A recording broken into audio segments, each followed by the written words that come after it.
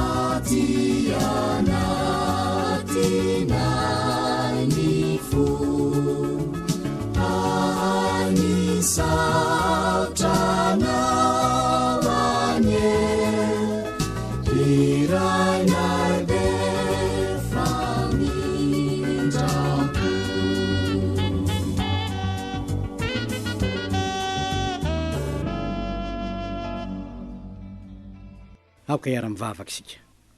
Ny dera sy ny laza, ny aza sy ny voninahitra Andriamanitro dia atolotra ianao noho ny famonramponao sy ny fitiavanao. Koa raisy Tompo ô, ny saotra sy ny dera, ny aja sy ny voninahitra zay atolotra ianao. Ary dia mangataka aminao zahay mba ho taona hitondrana fifaliana ho an'ny firenenay anety taona ity, satria taona zay aneonao ny ray ny voninahitra ny anaranao ry Tompo ô, valy ny vavaky ny mpanomponao zay efa voatahiry ao amin'ny vivolaменan'ny lanitra. Amin'ny anaran Jesosy Tomponay no anavanay izany vavaka izany. Amen. Exodosy toko voalohany andininy voalohany ka hatramin'ny faharoa amby roapolo no anjara atsika anio. Exodosy toko voalohany andininy voalohany ka hatramin'ny andininy faharoa amby roapolo. Vakintsika amin'ny anaran'ny Tompo zany. Ary izao no anaran'ny zanak'Israely zay niaraka tamin'i Jakoba nakany Egypta, samy nandeha mba amin'ny ankohonany avy izy rehetra, Robena, Simeona sy Levy ary Joda, Isakara sy Zebulona ary Benjamina, Dana sy Naftaly ary Gada sy Asera. ary ny isan'ny olona rehetra nateraky Jakoba dia 70, fa Josefa efa tany Egypta raha teo. Ary maty Josefa sy ny rahalany rehetra mba amin'izany taranaka rehetra izany. Ary ny zanak'Israely niteraka ka nitombo betsaka sy niamaro, ary niahery de niahery indrindra, ka de henika azy ny tany.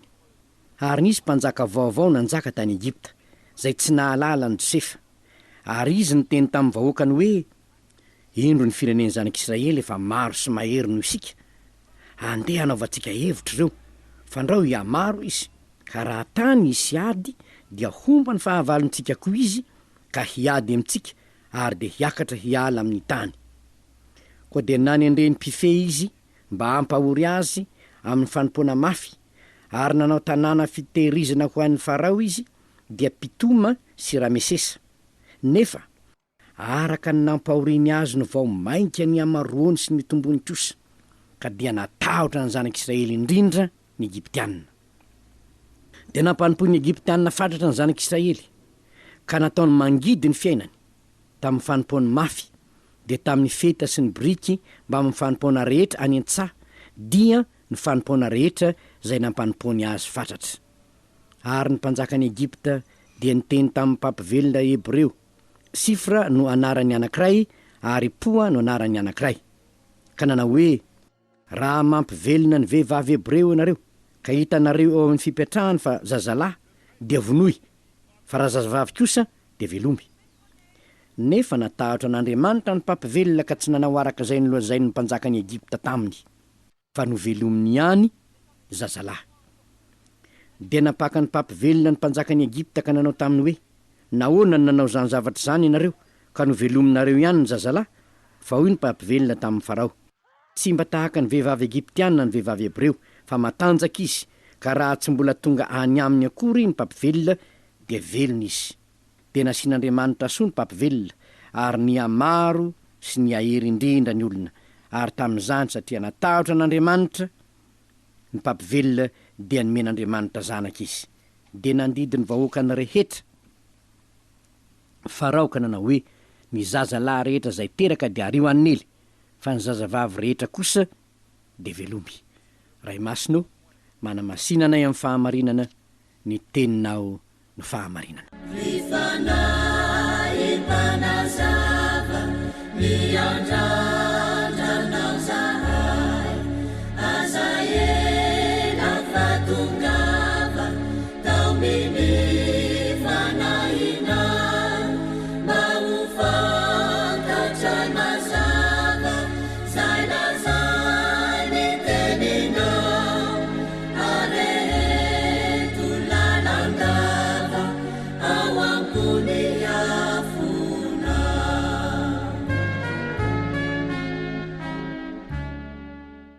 Dinintsika izany tenin'Andriamanitra zany, ny zavatra fahamarihana anankiray zay tsy pitsika avy amin'izany de hoe, natahotra ny fitombon'ny Israely Farao ka nanendry mpifehy hampahory azy. Manomboka amin'ny 1:1 ka hatramin'ny 1:4 de hitatsika izany. 70 mianaka Jakoba raha nidina tany Egypta, nandeha nefa ny fotoana, de hitatsika hoe maty Josefa, maty kory Jakoba, de ilay mpanjakany Egypta nandimby taty aorina, asa firitaona taorina nahatongavan-jareo tany, tsy nahalala ny Josefa lay Farao. Nijereny anefa ka mitombo isa de mitombo isa reto vahiny tonga eto reto, miamaro izy, mahery izy, manenika ny tany izy. Mpanohatra ny Exodosy de nilaza hoe, noho ny fitahian'Andriamanitra azy. De inona ny zavatra nitranga? Natahotra Farao, handrava ny fanjakako reto. Raha izao no mitranga ka misy ady eto de ikomo reo ary hanampy ny fahavaloko, ary noho izany handrava ny fireneko reto. Tena vao mainka nampahoriny ny Israely. Nefa ny zavatra hita de no hoe, arakaraka ny nampahoriny azy, no vao mainka koa ny amaro ny Israely, vao mainka ny tombo ny Israely, vao mainka natahotra Farao. De inona ny nataony? Vao mainka nataony amafy ny fampanompoana. Inona no azontsika raisina ny amin'izany ry havana? Tandindro ny zava-misy aty aoriana izany zavatra nitranga izany. Tandindo ny fanjakan'Andriamanitra niditra teto tany zany. Josefa moa fantatsika fa Josefa dia tandindo ny Jesosy Kristy tompo. Namidiny rahalany izy, natao tany an-tranomaiziny izy, na tena hoe ohatrany maty mihitsy izy, nefa nitsangana tamin'ny maty izy, de nomena azy ny fahefana rehetra ny an-danitra sy aty an-tany. Tsy misy hafa amin'izany Josefa natao tany an-tranomaizina nefa lasa prime ministre izy rehefa avy eo. Ary ny taranaky Jakoba rainy dia niditra teo amin'ny fanjakany, narova ny tany Egypta. Tahaka izany teo isika kristianina. Rehefa miditra ao amin'ny fanjakan'Andriamanitra ianao, rehefa miditra ao amin'ny fanjakan'Andriamanitra ianao, dia Andriamanitra no miaro anao, Jesosy Kristy tompo no mpanjaka anao, ary izy no nanorona ny fanjakan'Andriamanitra teto an-tany indray. Zava-misy anefa dia zao, nenjehina ny kristianina. Raha vao nisy mihitsy ny kristianina dia nenjehina izy. Zao nefa ny zavatra fantatra, Andriamanitra no nomba azy. Andriamanitra no nomba azy. Ary ny tombo ny Israelitan'Andriamanitra dia mba nanana izany i Madagasikara. Ary zany ny fifaliantsika ianao kristianina. Na inona fampahoriana ny kristianina teto amin'ny firenentsika. Tsy resy ireo kristianina ireo. Nanana ny maha-izy azy mandrak'androany ireo kristianina ireo. Dia tsy hafa ireo fa reo taranaky Abrahama amin'ny finoana. Ary zany ny tena fifaliana ry havana.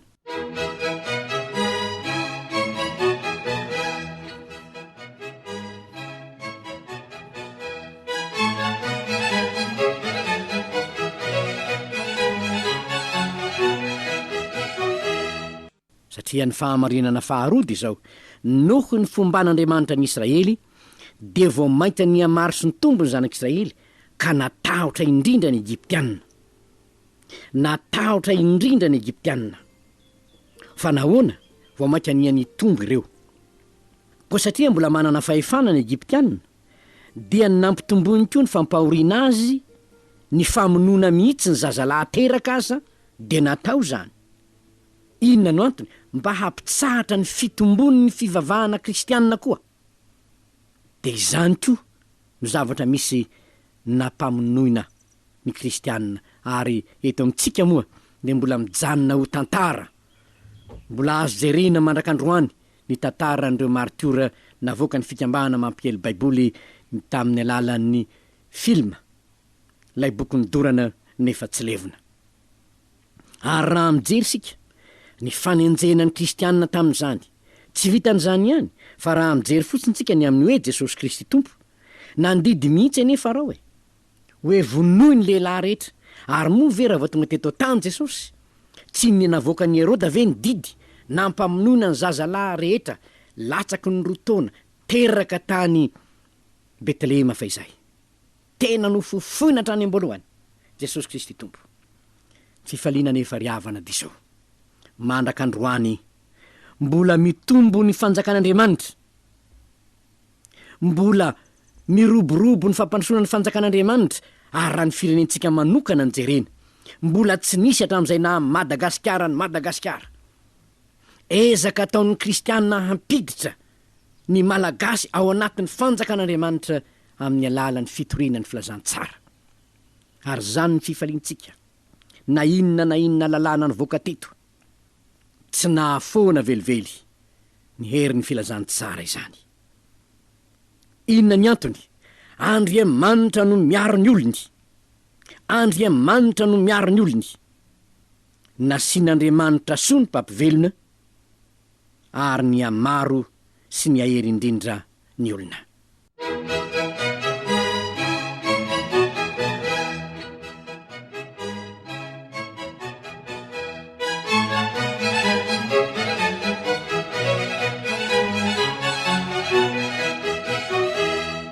Fahamarinana fahatelo farany, ny olona matahotra n'Andriamanitra ka mankatoy ny tenin'Andriamanitra, dia Andriamanitra ihany no miaro azy amin'ny lafiny rehetra.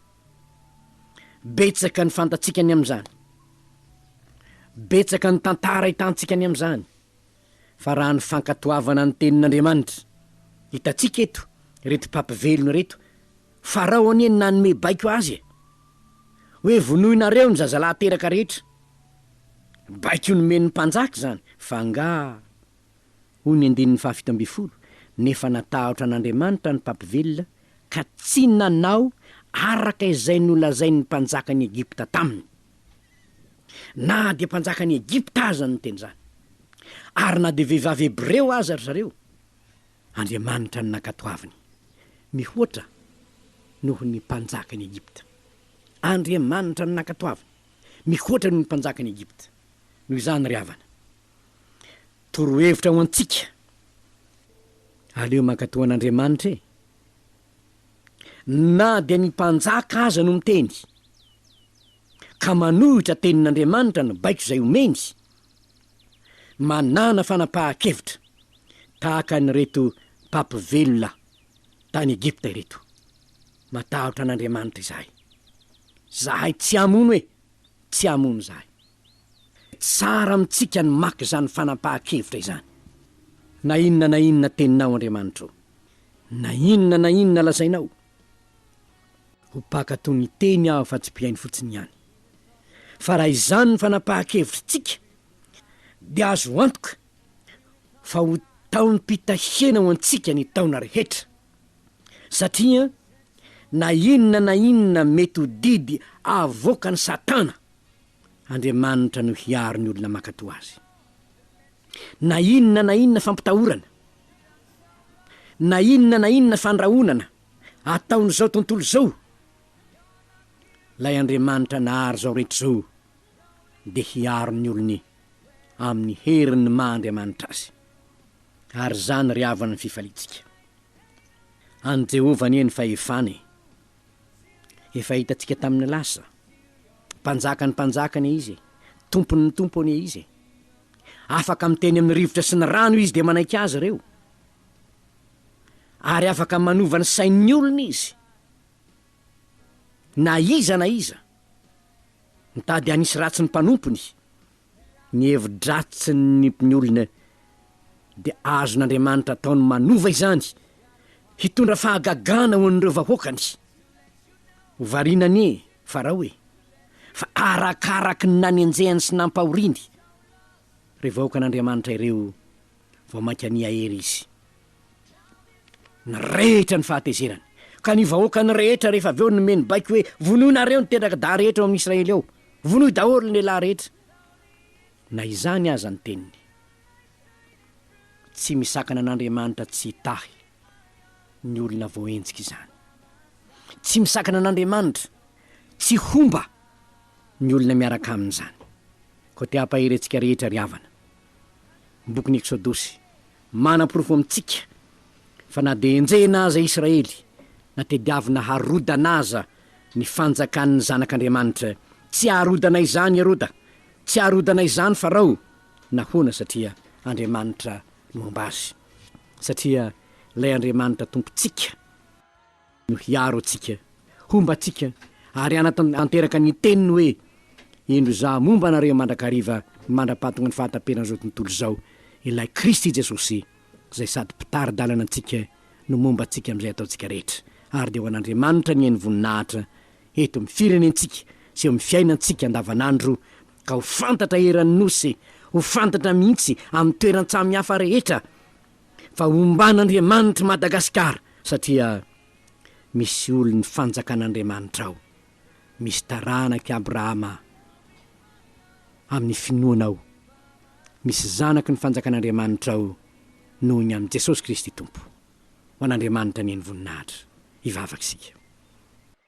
Andriamanitra ray zanaka fanahy masonao misaotranao zahay noho ny famondramponao sy ny fitiavanao, satria fantatray fa fahasoavana avy aminao ny nanomezanao anay teny fampaherezana eto amin'izao tontolo zao tokoa manko zahay ry Tompo, ny etaetanay dia hitombo, hampitomboko ny fanjakanao, nefa fantatray fa manam-pahavalo mamoritra anay zahay, dia ny heriny maizina izany fa nampahafantarina ny raha teo fa tsy mitolona amin'ny nofo aman-draha zahay fa mifanahy ratsy an'iny rivotra. Misaotranao anefa zahay fa ampo anay ny fahasoavanao mpamonjy eo, ary ampy eo anay ny fiarovanao, ataovy matoky zany ny malagasy rehetra, ary de ho voninahitra sy anaranao ry tompo ity taona ity eo amin'ny fiainany tsirairay avy aminay, eo amin'ny fiainan'ny firenenay zay miaina eo ambanin'ny fahatahorananao sy ny fiarovanao. Amin'ny anaranao Jesosy tomponay io no ivavahanay. Amen.